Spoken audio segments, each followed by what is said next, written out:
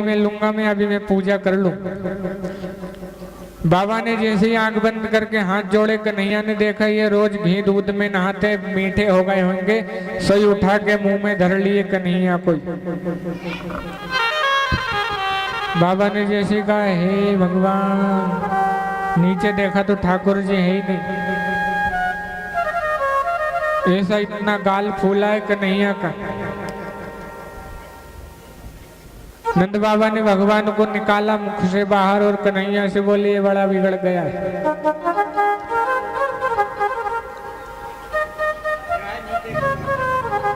बोले भैया ये रोज घी दूध में नहाते हैं, मैंने सोचा मीठे हो गए होंगे, सोई मुंह में धर लिए।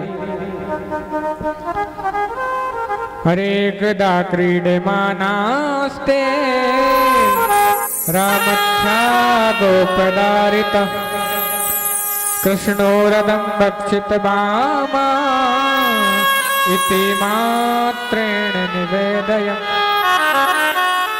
आज भगवान बाहर खेलने गए तो सोचा थोड़ी ब्रजरज चक्के देखते हैं। आज मिट्टी खाली, सखाओं ने आकर के बता दिया आपके कन्हैया ने मिट्टी खाली। बलराम जी ने भी कहा इसने मिट्टी खाई है। कन्हैया बोले बलराम जी से आपने हमारी शिकायत लगाई? बोले तेने मिट्टी खाई तब तो शिकायत लगाई। बोले हम भी अभऊ हाल जाके मैया से कह दे रहे हैं दाऊ दादा ने भांग को गोला सटकायो। बलराम जी ने सोची इनकी पूजा बाद में हैगी, अपनी पहले है जाएगी। बलराम जी मैया से बोले मैया मेरे सामने तो खाई ना, ये सब सखा कह रहे हैं। मैया बोली तेने माटी खाई? कन्हैया बोले अरे ना हम भक्षित बानम सर्वे मिथ्या विशंसिण यदि सद्य गिरस्तरी समक्षम पश्चिमे मुखम। ये कुमार सखा बोल रहे हैं तुम्हारे, तुमने माटी खाई? कन्हैया बोले हमने माटी नहीं खाई, अब मुख खोल के देख लो।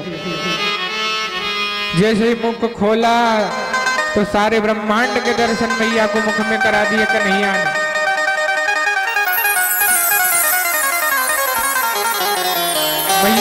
मैया जब मुख में देखती रह गई, कन्हैया ने अपनी योग माया को आदेश दिया और मुख जैसे ही बंद किया तो सब दिखना बंद हो गया। मैया से बोले कन्हैया, बोले तुझे माटी दिखी? मैया बोली तेरे मुंह में तो गंगा जमुना बह रही है, माटी तो दिखी ना। कन्हैया बोले मैया तू हो गई अब सियानी, हर कुछ देखती है तू, दिखना तुझे कम हो गया। आज मैया कन्हैया को बैठ करके दूध पिला रही थी।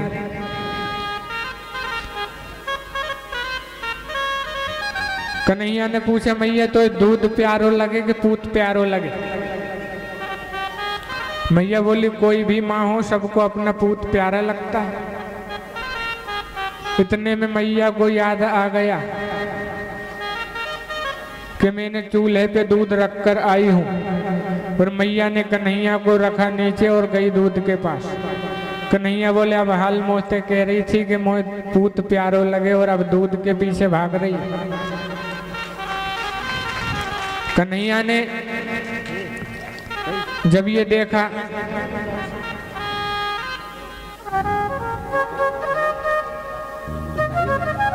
तो दादी परदादी सास के यशोदा की सास के जमाने के माट मटका रखे थे, इतना बड़ा पत्थर उठाया और सब तोड़ दिए, सब तोड़ दिए।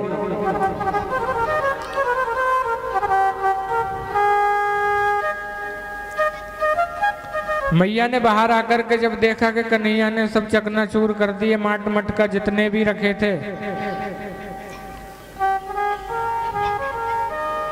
कन्हैया ने सोचा अब पिटाई होगी अपनी, तो कन्हैया ने पहले ही रोना शुरू कर दिया। लेकिन मैया ने कहा आज अगर छोड़ दिया तो ये ज्यादा बिगड़ जाएगा, तो ये ज्यादा बिगड़ जाएगा। इसलिए आज तो इसको ठीक करके रहूंगी। मैया ने एक लकड़ी उठाई, अब आगे आगे कन्हैया और पीछे पीछे मैया। देखो जो भगवान सारे ब्रह्मांड को नचाता है, आज यशोदा मैया कन्हैया को नचा रही। आगे आगे कन्हैया और पीछे पीछे मैया। ऊपर से सब देवता देख रहे हैं कि जिस परमात्मा के जो परमात्मा सबको दौड़ाता है, आज वो खुद अपनी माँ के आगे दौड़ रहे। अरे यशोदा तेरे भाग की का कही जाए, तेरे भाग की का कही जाए। ऊपर से देवता लोग देख रहे हैं, देखो यशोदा का भाग्य जो सबको दौड़ाता है, आज यशोदा मैया उसको दौड़ा रही है। अब आगे आगे कन्हैया, पीछे पीछे मैया। अब मैया थक गई तो बैठ गई और कन्हैया से बोली, देख आजा, मान जा, देख। कन्हैया बोले, अच्छा तू पकड़ के करेगी का? बोले, आज तेरी छठी उतारूंगी। कन्हैया ने सोचा कोई पूजा होती होगी। कन्हैया ने सोचा कोई पूजा होगी छठी की। बोले, जब तुझे पूजा करना है तो पूजा में लकड़ी का काम थोड़ी होता है, ये लकड़ी फेंक। बोले, लकड़ी तो मैंने ऐसे ही धर रखी है बेटा, लेकिन तुझे लकड़ी से डर लगता है तो ले मैंने फेंक दी। कन्हैया जब आ गए और मैया ने कस के हाथ पकड़ लिया,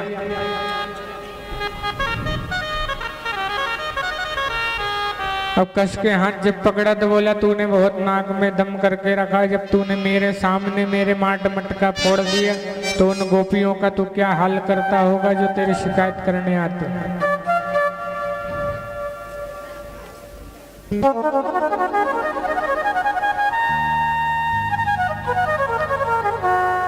मैया ने कन्हैया को उखल से बांध दिया।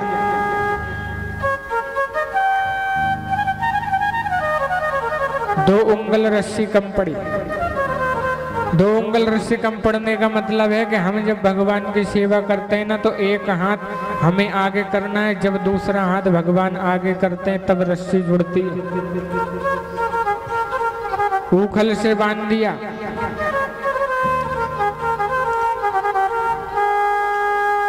और उखल को जब घीसा तो दो वृक्ष लगे थे, कुबेर के दो पुत्र थे ये। धड़ाम से दोनों वृक्ष गिर गए और दोनों पुत्र प्रकट हो गए। इनको नारद ने श्राप दिया था। ये स्नान कर रहे थे, नग्न अवस्था में नारद जी के सामने आ गए तो नारद ने इनको श्राप दे दिया कि तुम वृक्ष बनोगे और भगवान के हाथों तुम्हारा उद्धार होगा। दोनों जब मुक्त हो गए आज, तो भगवान से भगवान की स्तुति करते हैं। अरे वाणी गुणानुकथने श्रवणौ कथाया हस्तौ तच्च कर्म शोभनस्तव पादयोर्न। ये वाणी आपके गुण गाती रहे, मन सह वाचा कर्मणा, ये शरीर आपकी सेवा में लगा रहे। दोनों स्तुति करके चले गए। अच्छा देखो, एक खून का रिश्ता होता है। यहाँ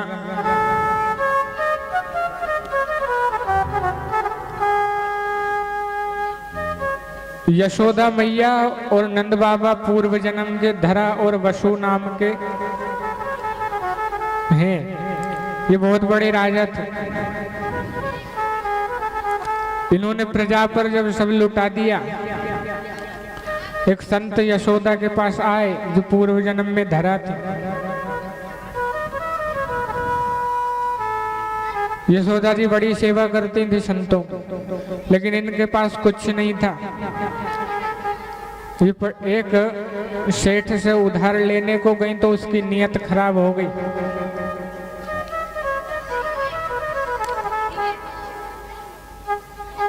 उसकी जब नीयत खराब हो गई तो वो बोला हम आपको पैसे तो दे देंगे, लेकिन उसके बदले आपको अपने स्तन देना होगा। यशोदा ने दोनों काट के और उसको दे दिए और पैसे लेकर के गई, संत को भोजन कराया तो संत बोले मैं ही तुम्हारे घर अगले जन्म में भगवान बन करके आऊंगा और तुम्हारा स्तनपान करूंगा। देखो यशोदा मैया कन्हैया का कितना ध्यान रखती है, और कन्हैया भी ध्यान रखते हैं, जबकि इनका रिश्ता खून का नहीं है। देवकी के गर्भ से जन्म लिया कन्हैया ने, और आजकल माता पिता की बड़ी दुर्दशा करते हैं लोग।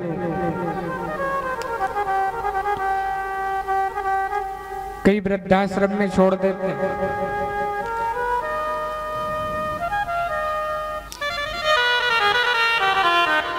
देखो आप,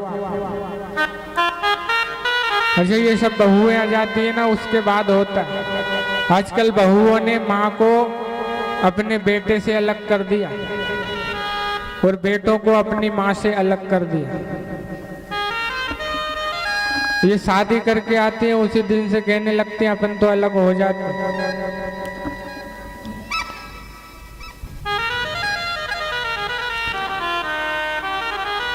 दो भाई थे, एक भाई ने कहा कि हम अलग होंगे और इस बीच में से दीवार उठेगी। अब छोटा भाई समझदार होगा तो उसने कहा बड़े अनमोल हैं ये खून के रिश्ते, इनको तू बेकार ना कर, और तू चाहे तो मेरा हिस्सा भी रख ले, पर घर के आंगन में तू ठाड़ी दीवार ना कर। घर के आंगन में तू दीवार मत उठा। तुझे अगर चाहिए तो मेरा भी हिस्सा रख ले तू। और आजकल भाई को भाई नहीं पूछता।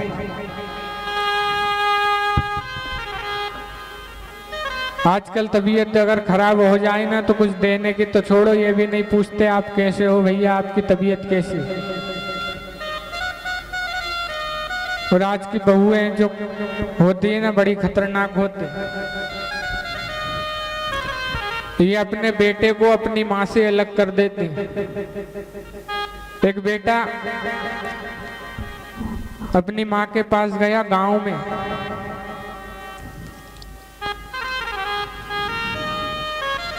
माँ की तबीयत खराब थी तो वो शहर ले आया और ला करके दरवाजे के पीछे खड़ा करा और फिर दरवाजा ठोका उसने, क्योंकि उसको पता था कि अगर पत्नी ने देख लिया तो ये घर में अंदर आने नहीं देगी।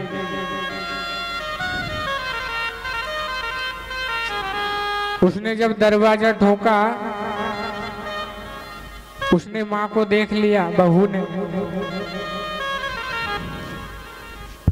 दरवाजा जब ठोका, दरवाजा खोला और आई तो पति बोला माताजी आई हैं, इनकी तबीयत खराब है। और डॉक्टर ने कहा 5 दिन यहीं रहेंगे। बहू बोली मेरे मुख के सामने भी मत ला देना, मैं शक्ल देखना पसंद नहीं करती हूँ। शक्ल देखना भी मैं पसंद नहीं करूंगी। और जैसे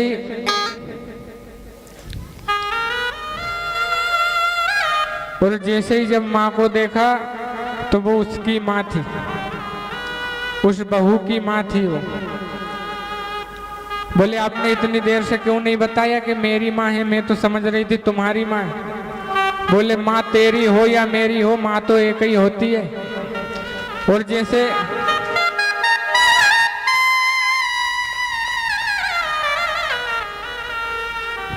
तू आज तेरी सास की जो दुर्दशा कर रही है ना, वही तेरी माँ के भी तेरी भाई वही दशा कर रहा होगा, तेरी भाभी वही दशा कर रही है। जब तू अपनी भाभी से कहती है कि मेरी माँ का ध्यान रखा करो, तो तुझे ये अकल नहीं आई कि मैं मेरी सास का ध्यान रखूं। ये तेरी माँ है और इसकी तबीयत खराब है, 2 दिन से डॉक्टर ने कहा इसका इलाज होगा। वो गिर गई चरणों में और उसने माफी मांगी।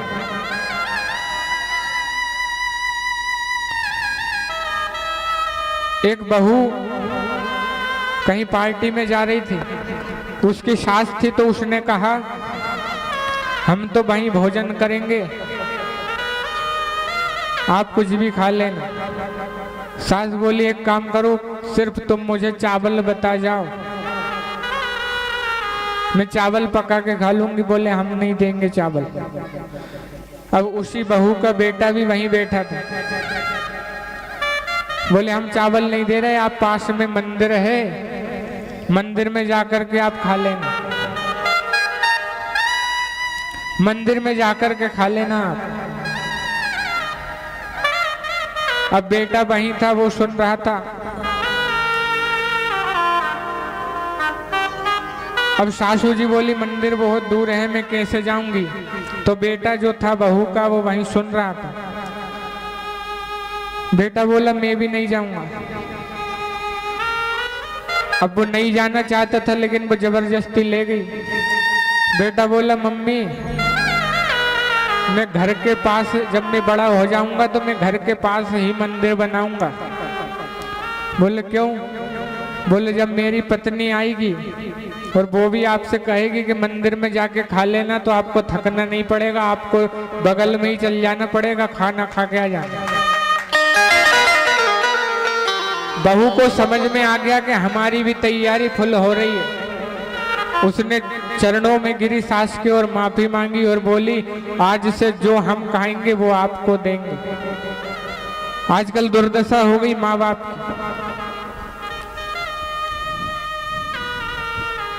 बोली आज से हम जो खाएंगे वही आपको भी देंगे। और आप ये मत समझना कि आपने सास के ऊपर कंट्रोल कर लिया तो आपने बहुत बड़ा इनाम जीत लिया, क्योंकि आज जो आप आपकी सास के साथ कर रही हो ना, वही कल आपके साथ होगा। क्योंकि जो बोओगे वैसा पाओगे। बोया पेड़ बबूल का तो आम कहाँ से हो। और बच्चों में भी वही संस्कार आएंगे जो वो देखेंगे। आज जो आपके सास के साथ आप कर रही हो या आपके माता पिता के साथ जो आज आप कर रहे हो, वो कल आपके साथ निश्चिंत होगा। इसलिए इस बात को ध्यान रख के कर्म करो, क्योंकि आज आप भोजन नहीं दे रहे हो, कल वो आप आएगी तो आपको पानी भी नहीं देगी। और माँ बाप से बढ़ के दुनिया में कोई नहीं होता प्यारे। एक बार भगवान को भूल जाना, लेकिन माँ बाप को कभी मत भूलना।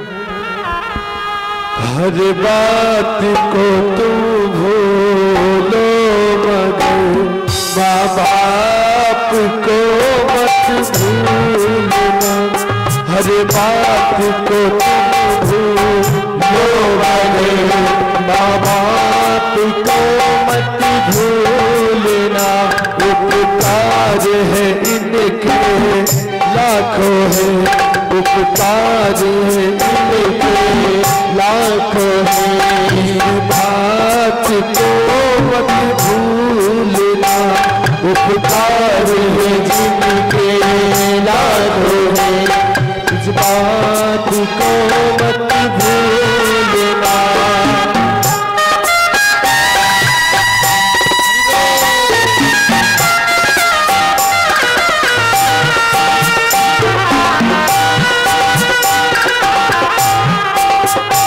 धरती पर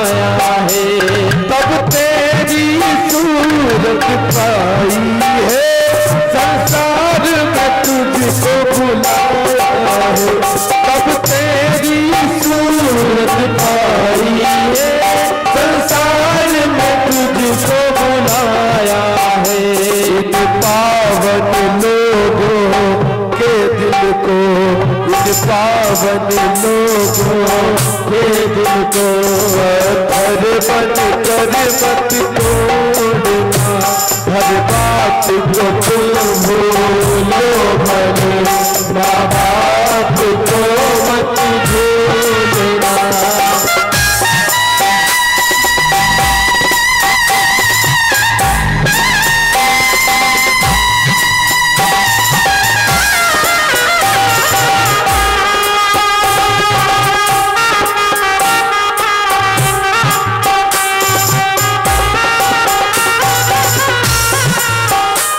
अपना ही पेट खाता है, अपने ही पेट खाता है, और तेरी काया सजाई है।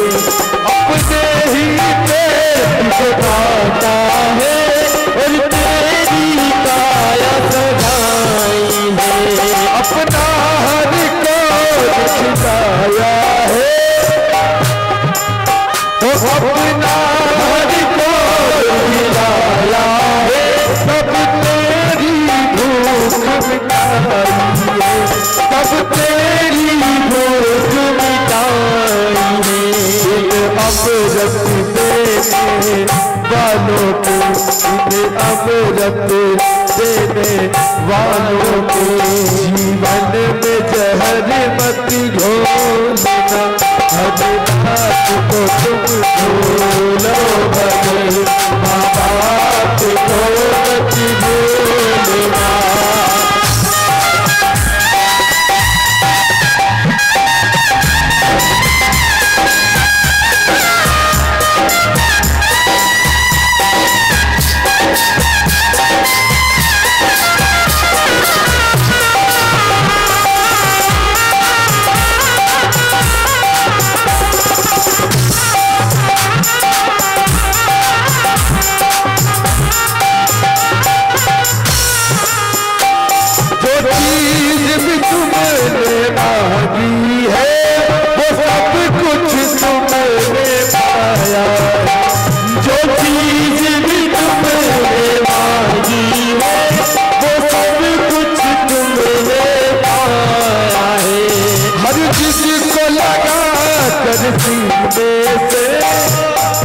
तुमसे है जताया है, हर चीज लगा कर सीने से तुमसे है जताया है।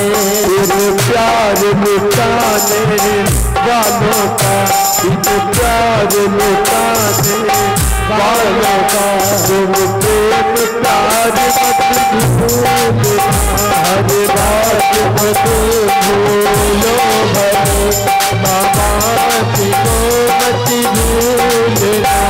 उपकार है के लातों में, इनकार जो लेके लातों है, उपकार जो इनके लातों है, उपकार जो इनके लातों है।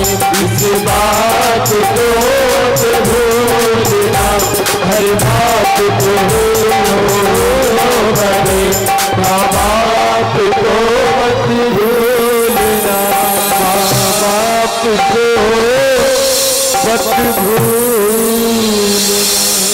राधे राधे।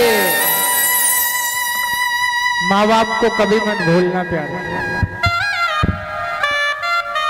भगवान भी कहते हैं माँ बाप को पहले पूजो।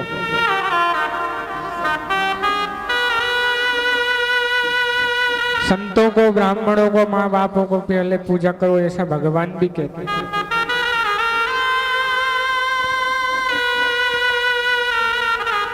भगवान ने, कुबेर के पुत्रों ने भगवान की स्तुति की, भगवान ने उद्धार किया दोनों का। आज जब दोनों वृक्ष गिर गए तो नंद बाबा ने सबको बुला करके कहा, भैया हमारे लाला ने जब से जन्म लिया है तब से कोई ना कोई राक्षस आ रहा है, अब हम गोकुल में नहीं रहेंगे। नंद के भाई थे उपनंद, बोले आपके साथ इतना सब राजपाट छोड़कर आप कहाँ जाओगे? बोले हमें राजपाट से मतलब नहीं है, हमारा कन्हैया अच्छा रहना चाहिए बस। तो नंद के भाई उपनंद बोले अगर आपने निश्चय कर ही लिया है तो वनम वृंदावनम नाम पशप्य वनवकाननम गोप गोपी गवाम सेव्य पुण्यात्री तृणवीरुधम। आप वृंदावन जाइए, तुलसी का जो वन है वो है वृंदावन, क्योंकि वृंदा माने तुलसी और तुलसी का जो वन है वो है वृंदावन। अब सब लोग वृंदावन चले गए।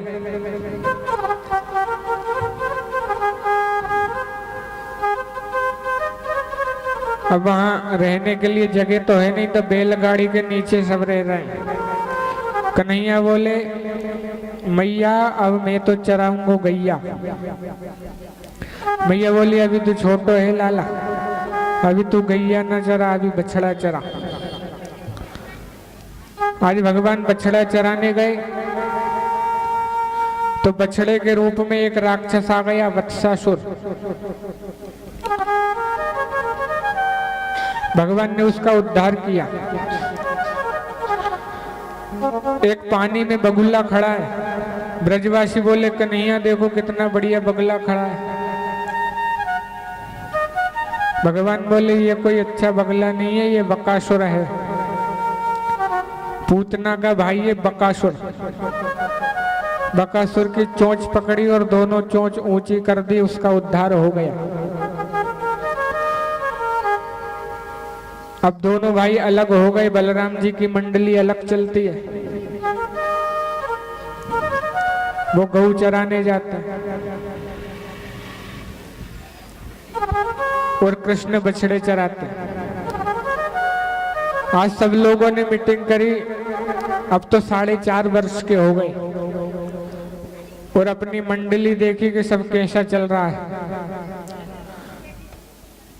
सब लोग बछड़े चराने जाते तो एक अघासुर नाम का राक्षस था, अजगर, जिसने अपनी नीचे धरती पर जमा ली जीभ पूरी। ब्रजवासियों ने सोचा ये गुफा है भैया अच्छी, गुफा समझ के ब्रजवासी सब अंदर चले गए। कन्हैया तो समझ गए थे ये राक्षस है, और उसके बड़े बड़े दांत भी थे अघासुर के। एक बोला भैया ये इतने बड़े बड़े खूंटे इसलिए हैं कि कोई अंदर जाओ तो अपना सामान यहीं टांग कर जाओ। बोले ऐसा क्यों? बोले अंदर कोई संत बैठ करके तपस्या कर रहे होंगे। और अंदर जाने लगे। एक बोला भैया ऐसा ना हो कोई राक्षस हो। एक बोला तुम चिंता क्यों करते हो, अगर अंदर संत होंगे तो दर्शन होंगे और राक्षस होगा तो कन्हैया मार ही देगा। भगवान गए, कंठ को अवरुद्ध कर दिया और अघासुर का उद्धार कर दिया। भगवान ने सारे ब्रजवासियों को बाहर लेकर के आए, सारे ब्रजवासियों को बाहर लेकर के आए, जीवन दान दिया। ये घटना मैया यशोदा को ब्रजवासियों ने 1 वर्ष बाद बताई। परीक्षित बोले 1 वर्ष बाद क्यों बताई? बोले ब्रह्मा जी चुरा कर ले गए थे। कैसे? बोले जब सबको बाहर निकाल कर लाए ब्रजवासी सबको बाहर लेकर आए तो सबने कहा भैया जोरों से भूख लग रही है। इन सब की मंडली में एक मधुमंगल है जो सबसे गरीब है। सबने अपना अपना भोजन निकाला। कन्हैया बोले आज तो मधुमंगल के घर का ही भोजन करूंगा मैं। भगवान ने एक हाथ में रख लिए अचार, किसी हाथ में कुछ रख लिया, बहुत सी चीजें रख ली। मधुमंगल से बोले तू भी कुछ खिला, बोले मेरे पास तो कुछ है नहीं। अब भगवान ने जिद पकड़ ली कि आज तो मधुमंगल के घर का ही भोजन करेंगे हम। तो मधुमंगल की जो माता जी थी वो यशोदा के घर ही दासी का काम करती थी, ब्राह्मणों की सेवा। मधुमंगल गए घर, बोले मैया जी कुछ दो, सब कन्हैया को कुछ खिला रहे हैं, हम भी खिलाएंगे। बोले देख लो घर में तो कुछ होगा नहीं वैसे, लेकिन देख लो कुछ मिल जाए तो 3 दिन की खट्टी कड़ी रखी थी, खट्टी कड़ी रखी थी 3 दिन की। मधुमंगल लेकर के गया, रास्ते में मधुमंगल ने सोचा इतनी खट्टी कड़ी है, कन्हैया खाएगा कैसे। तो मधुमंगल ने सारी कड़ी पी गया। अब पिया तो आधी तो मुंह में गई और आधी नीचे गिर गई, शरीर पे गिर गई। मधुमंगल गया भगवान के पास, भगवान से बोला भैया हमारे घर तो कुछ है नहीं, और कड़ी थी तो हमने पी गए वो तो। बोले अब कुछ है नहीं, अब हम आपको कल भोजन कराएंगे। तो भगवान बोले नहीं नहीं, भोजन तो अभी भी है और आज हम आपके घर का भोजन करेंगे। तो भगवान ने मधुमंगल के शरीर पर जो कड़ी लगी थी ना, उसी को जीभ से चाट लिया प्रभु ने। और इस लीला को जब ब्रह्मा जी ने देखा तो ब्रह्मा जी बोले ये भगवान हो नहीं सकता। 4 दिन तक जाड़े के दिनों में ये नहाते नहीं है, इनके शरीर पे लगी कड़ी को ये चाट रहा है, ये भगवान नहीं हो सकता। ब्रह्मा जी बोले लेकिन जब जन्म लिया था तो स्तुति करने तो अपन भी गए थे, चलो परीक्षा लेकर देखते हैं। अब ब्रह्मा जी ने क्या किया कि जितने भी बछड़े चर रहे थे सबको ब्रह्मा जी चुरा करके ले गए। भगवान ने अपने मित्रों से कहा आप भोजन करो, हम बछड़े देख करके आते हैं। भगवान बछड़े देखने गए, भगवान बछड़े देखने गए तो बछड़े है ही नहीं। तब तक ब्रह्मा जी ने क्या किया कि जितने सखा बैठे थे सबको चुरा करके ले गए। अब इधर मित्र नहीं मिले, सखा नहीं मिले और इधर बछड़े नहीं मिले। भगवान ने सोचा ये कर कौन रहा है। आंख बंद करके देखा तो प्रभु को पता चल गया अच्छा ब्रह्मा जी है। तो भगवान ने क्या किया कि जितने सखा थे सबको अपने रूप में से बना दिया, जैसे थे बिल्कुल वैसे के वैसे सखा बना दिए, और जैसे बछड़े थे वैसे के वैसे बछड़े बना दिए। 1 वर्ष तक लीला चलती रही। तो जितनी गाय माता के मन में भावना जगी थी, जब मैया यशोदा अपना दूध पिलाती थी ना, तो गाय माता के मन में भाव जगता था कि काश हम भी भगवान को अपना दूध पिलाते। तो आज भगवान बछड़े के रूप में है तो भगवान भी दूध पी रहे हैं। आज सबका मनोरथ पूर्ण हुआ। 1 वर्ष तक ये लीला चली। 1 वर्ष बाद जब ब्रह्मा जी ने देखा इतने दिन हो गए ये आया नहीं अभी तक लेने, चल क्या रहा है। ब्रह्मा जी ने नीचे आकर के देखा तो रोज की तरह लीला चल रही है, बछड़े चल रहे हैं, सखा बैठे हैं, रोज की तरह लीला चल रही है। अब ब्रह्मा जी आ गए नीचे तो भगवान ब्रह्मा बन के पहुंच गए ऊपर, और ब्रह्मा के द्वारपाल खड़े थे। द्वारपालों से बोला सुनो, आजकल ये है ना बहरूपिया बहुत घूमते हैं, अब कहीं का ब्रह्मा रम्मा बन के आए तो उसको अंदर आने मत देना। अब इधर से ब्रह्मा जी पहुंचे, द्वारपालों ने कहा आप कहाँ जा रहे हो, नीचे उतरो यहाँ से पहले। अरे बोले मैं ब्रह्मा हूँ। अरे बोले ब्रह्मा अंदर बैठे, तुम बहरूपिया बन के यहाँ कहाँ आ रहे हो, जाओ नीचे जाओ। ब्रह्मा जी समझ गए लीलाधर ने लीला कर दी। ब्रह्मा बोले सुनो, एक बार आपके प्रभु से जाकर के कह दो, आपके ब्रह्मा से जाकर के कह दो कि हम आपके दर्शन करने कोई आया है। द्वारपालों ने कहा आप यहाँ से ऊपर चढ़ना मत, हम जाकर पूछ के आते हैं। अंदर गए, भगवान से पूछा। भगवान बोले बुलाओ। ब्रह्मा जी जब अंदर गए तो साष्टांग दंडवत प्रणाम हो गया और बोले आप मुझे माफ कर दीजिए। ब्रह्मा के मान का मर्दन किया भगवान ने।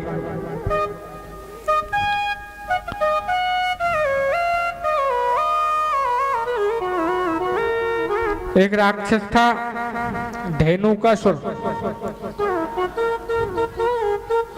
उसका उद्धार भगवान ने बलराम जी के द्वारा कराया। आज भगवान सोए नहीं क्योंकि यमुना में रहता है काली नाग।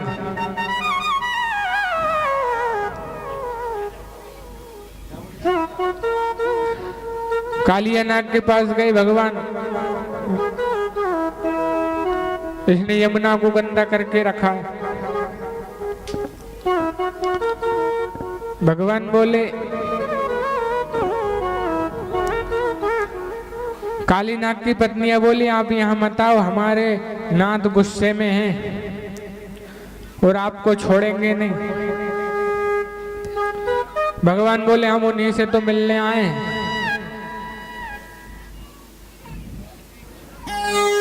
भगवान बोले हम उन्हीं से मिलने आए हैं। काली नाग जागा गुस्से में,